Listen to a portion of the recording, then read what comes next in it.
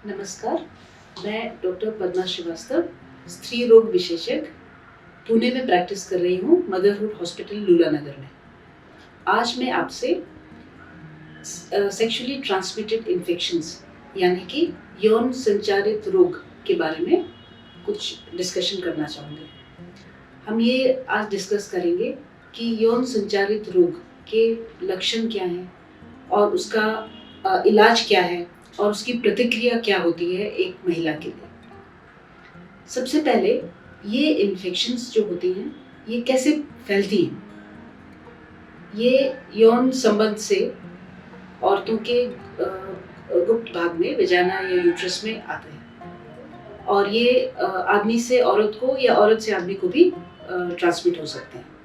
और ये बीमारियां हैं क्या, इनके जो आमतौर पर इनके नाम जैसे candidiasis, trichomonas infection, gonorrhoea, syphilis, herpes, HIV infection, hepatitis B इत्यादि कई सारे नाम हैं इनके।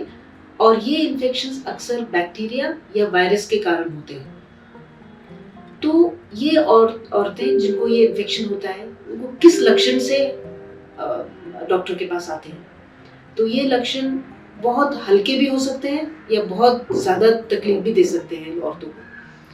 तो सबसे पहले ये लेडीज़ को होगा सफ़ेद रक्तस्राव, नीचे के जगह में खुजली, पेशाब करते समय जलन, संबंध करते समय जलन या दर्द, या कभी कभी संबंध रखने के बाद ब्लीडिंग, पेट में दर्द, तेज़ बुखार, या नीचे के जगह में छोटे छोटे इरप्शंस या घाव, जख्म हो सकते हैं।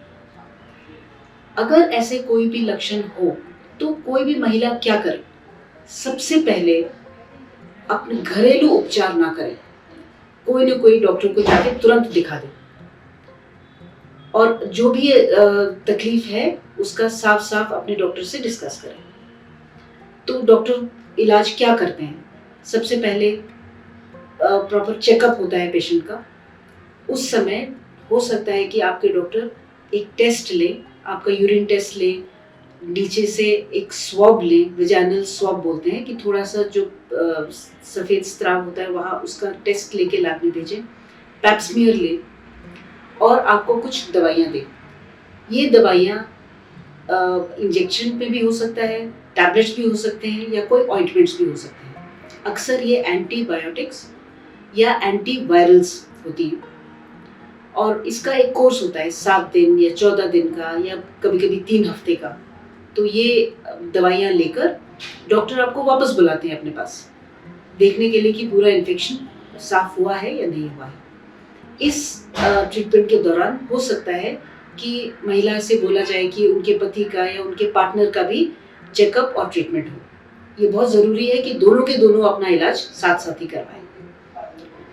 अब एक बार इलाज हो जाए तो उसके बाद का क्या प्रभाव है, क्या करना चाहिए औरत को, ऐसा इन्फेक्शन ना हो उसके लिए क्या करना है।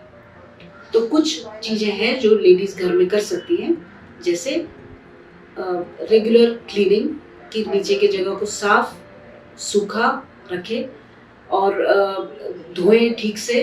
धोने के बाद उसको उस जगह को सूखा रखें, गीला ना रखें। और हल्का सा भी इन्फेक्शन या कुछ हो तो दोबारा डॉक्टर से जल्द मिले बढ़ने के पहले। कुछ ऐसे इन्फेक्शंस हैं जो जानलेवा भी होते हैं, जैसे एचआईवी और ह्यूमन पैपिलोमा वायरस या हेपेटाइटिस बी।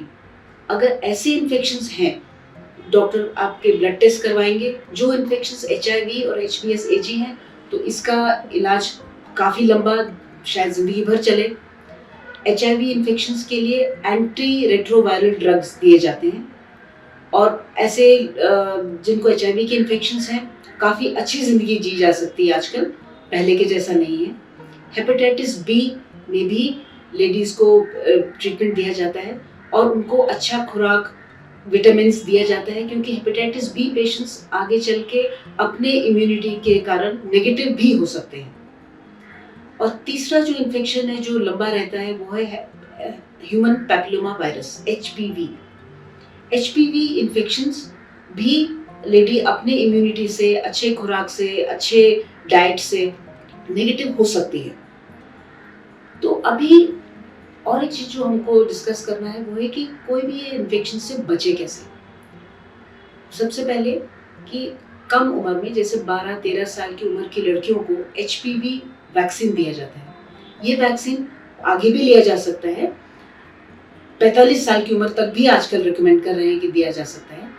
लेकिन अगर कोई लेडी सेक्सुअली एक्टिव है तो उन लेडी को एचपीवी इन्फेक्शन का टेस्ट करवा लें, और अगर टेस्ट नेगेटिव निकला तो उसका वैक्सीन लिया जा सकता है। अगर वैक्सीन लिया है तो उस बीमारी से होने के चांसेस बहुत कम हो जाते हैं। ऐसे ही हेपेटाइटिस बी का वैक्सीन भी दिया जाता है। हेपेटाइटिस बी वैक्सीन तो बच्चों को जन्म पर दिया जाता है। तो इन बीमारियों से बचने के लिए कुछ तरीके ऐसे हैं। सबसे पहले है कि टीकाकरण। जिन बीमारियों का वैक्सीन है वो ले लिया जाए जल्द से जल्द। दूसरा है कि कई पार्टनर ना हो।